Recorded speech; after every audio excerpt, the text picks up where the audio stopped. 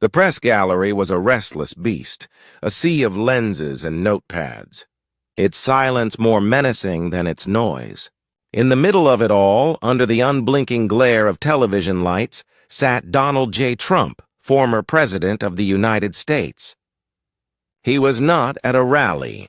He was not on his home turf. He was a witness, compelled by subpoena a lion brought to a cage he does not recognize.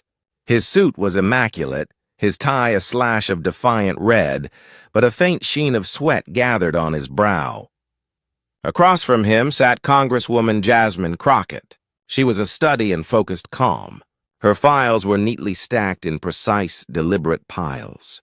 Her posture was perfect. She did not fidget. She had the quiet, dangerous stillness of a prosecutor who has spent months preparing for this single day, who knew every fact, every timeline, every contradiction. She had waited for this moment. The country had waited for this moment. The chairman, a stern man in his late 60s, banged a gavel. The final murmurs died instantly. "The committee will come to order," the chairman said. "Mr. Trump, you are reminded that you are under oath. Any intentional false statements to this committee are a violation of federal law. Do you understand?" Trump leaned into the microphone, a flicker of his familiar smirk. "I understand completely. I look forward to telling the truth. It's a shame others haven't." Crockett ignored the jibe, her voice perfectly level. "Good morning, Mr. Trump. We are here today to establish a clear and unambiguous record of the events leading up to, during and after January 6, 2021. The American people have a great many questions, but for the sake of clarity, let's begin with the single question upon which all others are built. Did you lose the 2020 presidential election? The question sliced through the hearing room like a blade.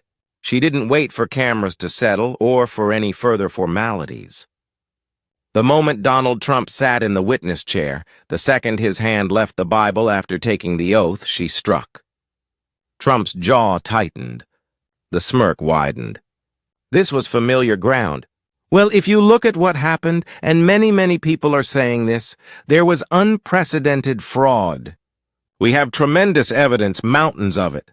In Pennsylvania, they were throwing out our poll watchers. In Michigan, you had more votes than you had voters. In Georgia, Ruby Freeman and her daughter were passing USB ports like they were. Crockett interrupted, her voice still calm but with an edge of steel. "Sir, forgive me, but that wasn't the question. All of those claims you just made have been investigated and debunked, many by your own administration. My question is much simpler, and it requires a simple answer. It's a yes or no question, Mr. Trump. Did you lose?" "There were millions of illegal votes," he retorted. "Fraudulent ballots, dead people voting." "That's not what I asked," she pressed. "Mr. Trump, you are under oath. You are not at a rally. You cannot filibuster your way out of a direct question. Your opinions on the election's fairness are noted, but they are not facts. The certified results are facts. So, for the second time, I will ask you to answer based on those certified facts. Yes or no?" "The American people were robbed," Trump insisted. "And they know it. I'm not asking the American people. I'm asking you." Crockett sighed, a small, theatrical display of patience that did not go unnoticed. She opened her first slender file. "Let's talk about the legal system. When a candidate believes there has been fraud, the remedy is to go to court. You and your allies did just that. You filed over 60 lawsuits across the country. Let's review the results, shall we? You filed 60 lawsuits claiming fraud. You lost every single one.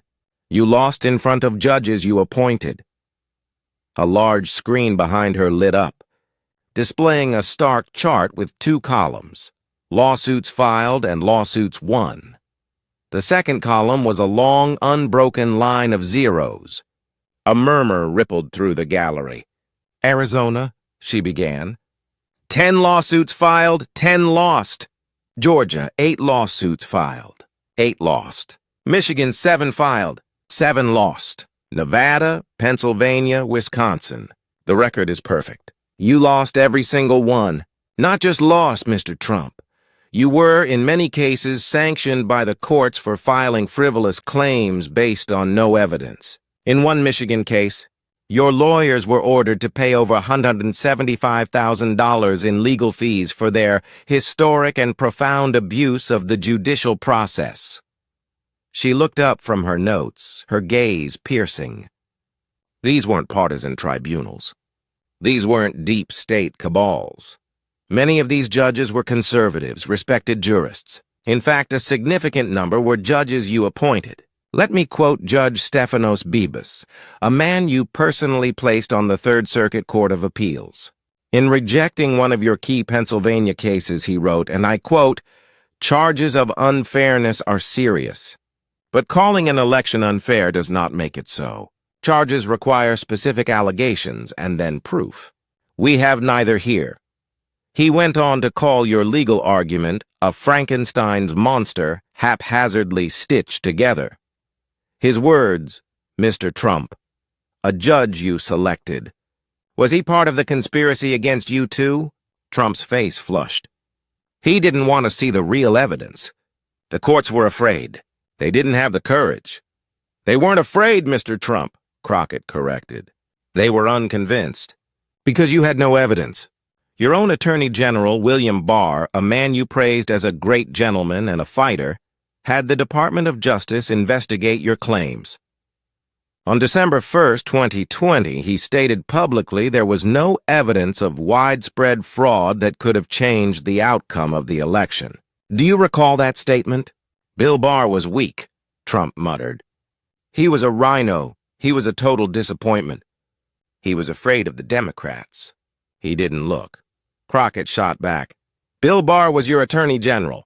You hired him. You trusted him until he told you the truth. He looked, Mr. Trump. He told you this directly.